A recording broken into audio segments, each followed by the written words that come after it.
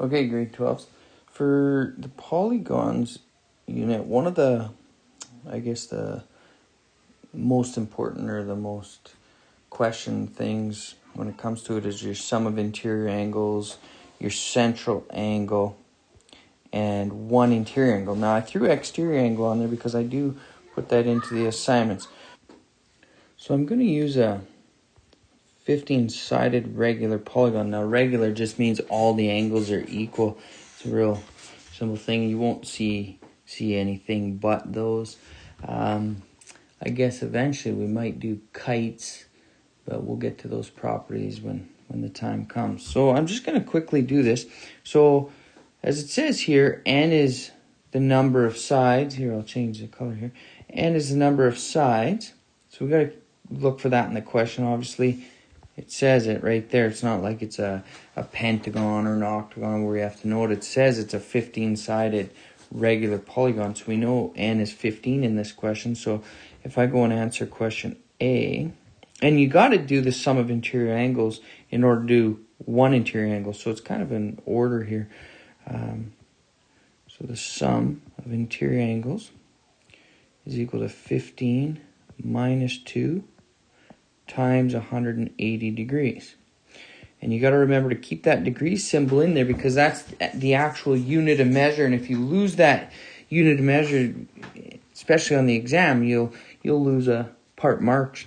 So 15 subtract 3, because we're just going to follow the order of operations here, is 13 times 180 degrees. 13 times 180, if my calculation's correct, that's 2,340 degrees. Now, a lot of people think, wow, that can't be, it's too much. But when you draw it out, a 15-sided figure, and you've got all those angles, you add them up. That's for surely what it is. Now, I'm not going to draw out a 15-sided figure here. Let me draw a smaller figure like a pentagon or something like that, so you can see what I'm kind of talking about.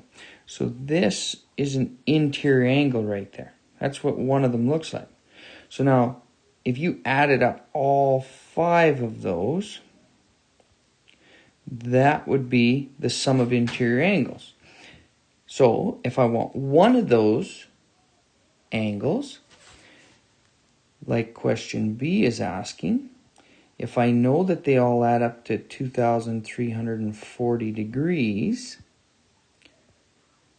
I just simply have to divide by the number of those angles, which matches the number of sides, which is 15. Whoops, I shouldn't have done that. I should just put in equals, I guess. So, again, 2,340 divided by 15 is, I believe, 156 degrees. If I put that in my calculator right. So there's this sum of interior angle stuff. That's pretty much as difficult as I can make them. I mean, I'm up to 15 sides. Not too many times we see anything bigger than that. I mean, in the assignments and stuff we could, but we never know. So let's go and look at the central angle stuff. So again, let's keep this in mind here, this formula. And you'll notice I put an arrow from central angle and exterior angle because it's the exact same formula. So I'm going to add a new page here. All right, so we got the same question there. So central angle is 360 degrees divided by the number of sides. Now the central angle, let's use that polygon again. Let's draw that pentagon so you can see what I'm talking about here.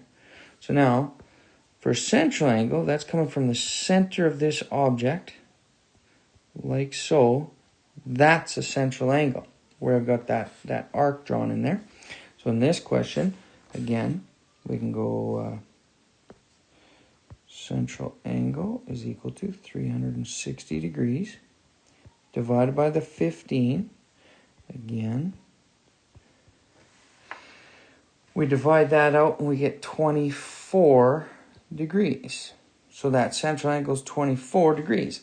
Now, there's the answer for that one for question C. Now, if we were to do D, I just told you that it's the exact same formula. So, of course, our answer for an exterior angle would equal 24 degrees as well. Now, what is an exterior angle? Well, I'll show you. Here's our pentagon. If I extended this line like so, straight off of this guy, this angle right here is considered an exterior angle. So now you see, even from this little quick sketch that I drew, that those angles actually look pretty close. So that's why the formulas are exact, because they are exactly the same size angle.